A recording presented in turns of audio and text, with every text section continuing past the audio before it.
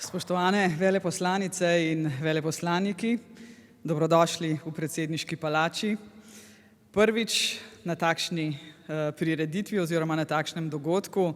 Namreč vi ste prvi, ki sem vam podpisala ukaze o napotitvi na vaše poste v tujino kot prva predsednica v zgodovini Republike Slovenije. Zdi se mi prav, da se na eni taki krajši slovesnosti tudi osebno spoznamo, se morda pogovorimo. Prepričana sem, da se bomo v prihodnosti veliko srečevali, če ne drugje na letališčih, ko me bo kdaj pot zanesla preko držav, v katerih boste delali za Republiko Slovenijo. Na svoje pozicije prihajate v težkih časih multilateralizma, tudi bilateralizma na določenih področjih. Ne bo vam lahko, ampak veste, iskreno in iz srca verjamem v slovensko diplomacijo.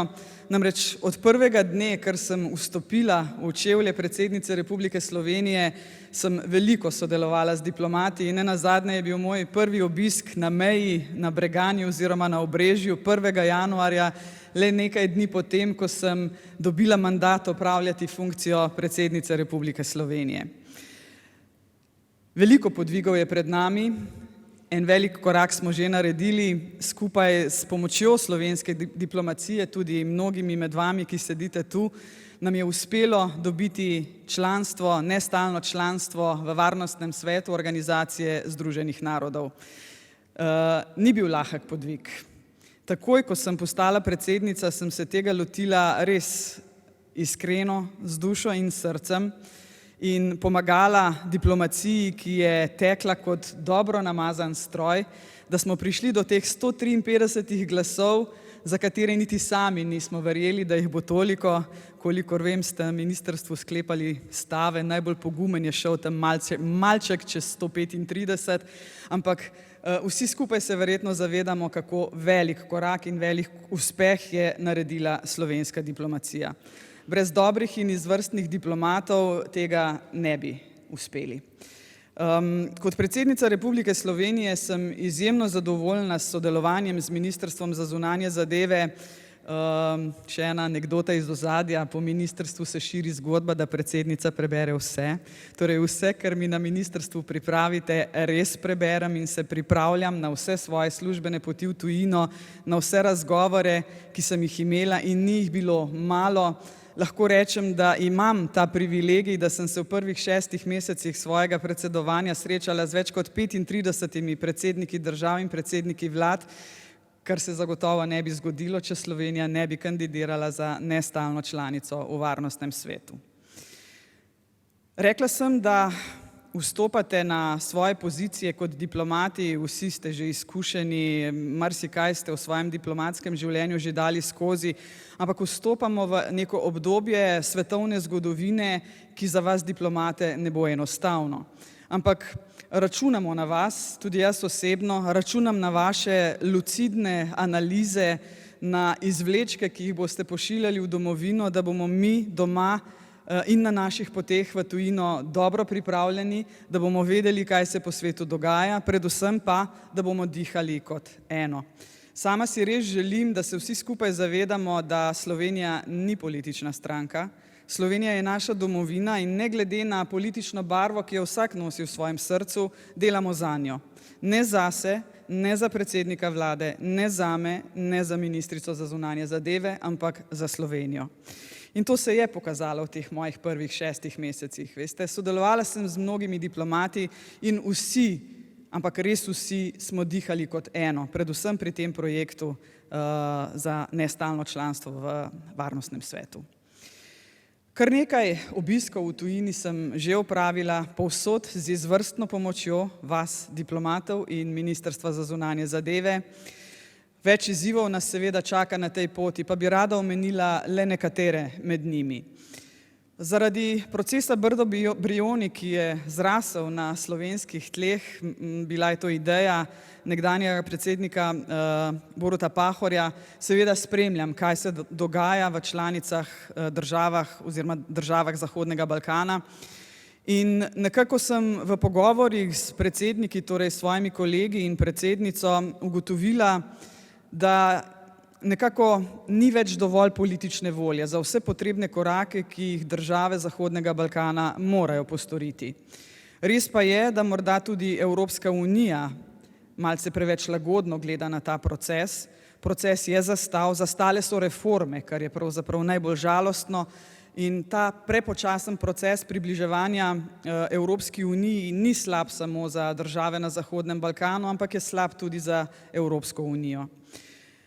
Vojna na pragu Evrope, vsi veste, več kot 500 dni. Spremljam podatke o številu žrtev. Ukrajina seveda poroča o številu umrlih na ruski strani.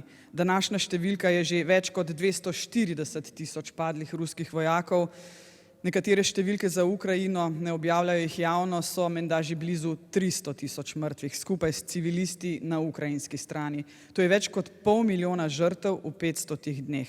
Za primerjavo, v 4 letih afganistanske vojne je umrlo 80.000 ljudi v Afganistanu. Te številke so res grozljive. Včasih, veste, s težkim srcem poslušam, kako evropski voditelji naredimo premalo za mir v Evropski uniji. Ampak s komerkoli sem se v Evropski uniji in v Evropi pogovarjala o Ukrajini, ni enega politika ali državnika, ki ne bi bil za mir. Nekako edino ne najdemo še prave poti, ampak veste, pot je ena in edina. Mi moramo pri tem poslušati Ukrajino, namreč prizadevati si moramo za pravičen mir. Pravičnega miru brez Ukrajine pa zagotovo ne bo. Čakajo nas ameriške volitve. Veleposlanik Mirošič jih bo spremljal od blizu, res bom hvaležna za vsa ozadja, ki jih boste zaznali kot izvrsten diplomat. Zna se zgoditi še enkrat dvoboj Biden-Trump. Lahko se zgodi, da bo nekdanji predsednik Trump ponovno prišel v Belo hišo, kar bo zagotovo spremenilo multilateralne odnose po svetu. Ne bo lahko nobenemu med vami, ampak jaz res verjamem in zaupam v vas. Veste, zakaj greste tja, opremljeni ste znanjem, zagotovo ste državo, v katero greste, naštudirali v nulo, poznate detajle, poznate politične razmere v teh državah in vse vaše informacije bomo vsi tukaj res z največjo hvaležnostjo sprejemali. En velik izziv nas čaka tudi vse skupaj, ne? Razvoj modernih informacijskih tehnologij, komunikacija se spreminja, tudi v diplomaciji. Spreminja se Twitter. To, kar se danes dogaja na Twitterju, ni več Twitter, ki smo ga poznali pred leti. Umetna inteligenca je tista, ki nam bo okrojila tempo. Danes se v umetni inteligenci sprašujemo, kaj bo prinesla v delovnopravne odnose, kaj bo z njih odnesla. Spremembe bodo tukaj. Umetna inteligenca ima eno posebno, svojo logiko, poti nazaj ni več.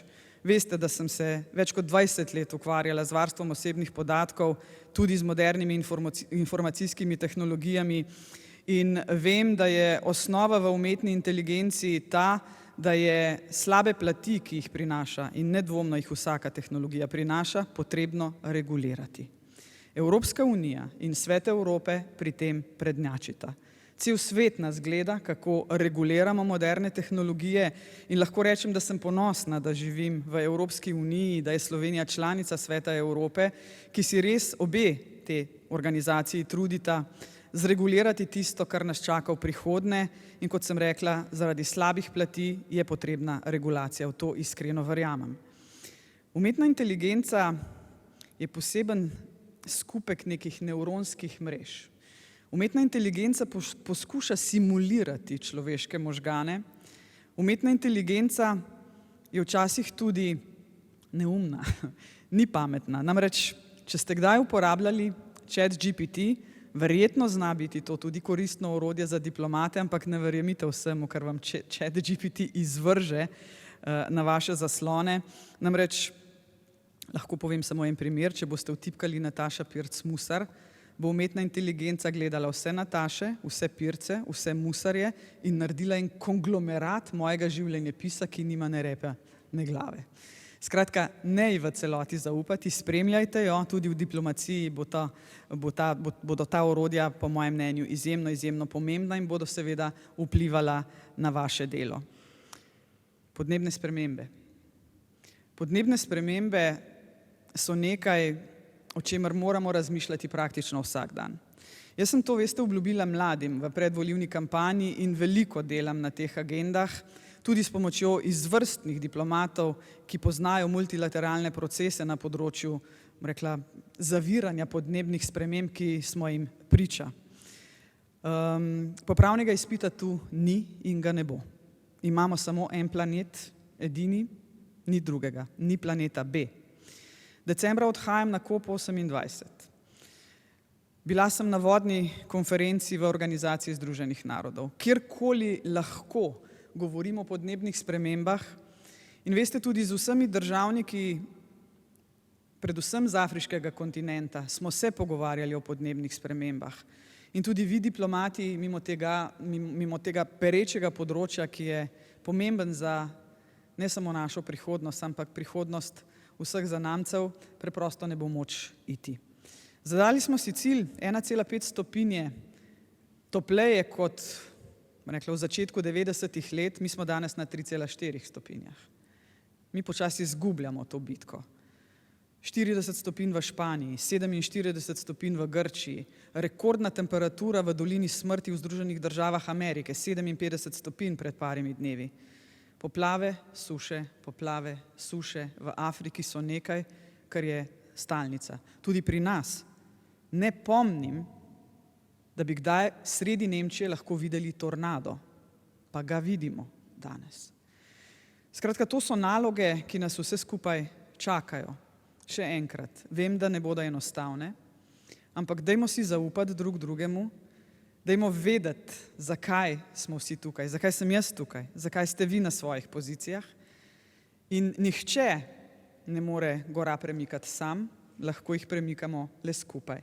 Pomembno je, da jih bomo premaknili več teh gora v pravo smer. Tone Pavček je enkrat zapisal: naš svet vrti se narobe, daleč od sreče in daleč od sanj, zato uprimo se vanj in obrnimo ga v pravo stran. Kaj je prava stran? Morda lahko vsak drugače razmišlja, ampak na naših pozicijah ni prostora za drugačno razmišljanje. Tu mora biti politika enotna in usklajena. Prav je, da ste glasni, da poveste, kaj mislite in da se vsi skupaj potem uskladimo in da imamo kot Slovenija enotna stališča v zadevah, ki so pomembne, bom še enkrat rekla, za vas planet.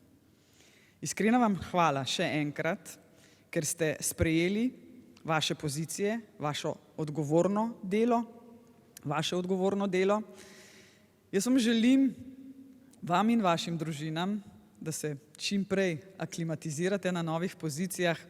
In če se malce pošalim, selitev je lahko stresna že iz Mengša v Domžale, kaj šele iz Domžal v Tokio, ampak vi ste tega nekako vajeni, vaše družine verjetno tudi. Čim prej se aklimatizirajte na teh vaših novih postih. Jaz vam želim obilo izzivov, veliko možganskega viharjanja, če prevedem brainstorming iz angleškega jezika. Prepričana sem, da to zmorete, da vsi skupaj zmorete in na koncu lahko rečem le: srečno vsem skupaj in veselo na delo. Hvala lepa.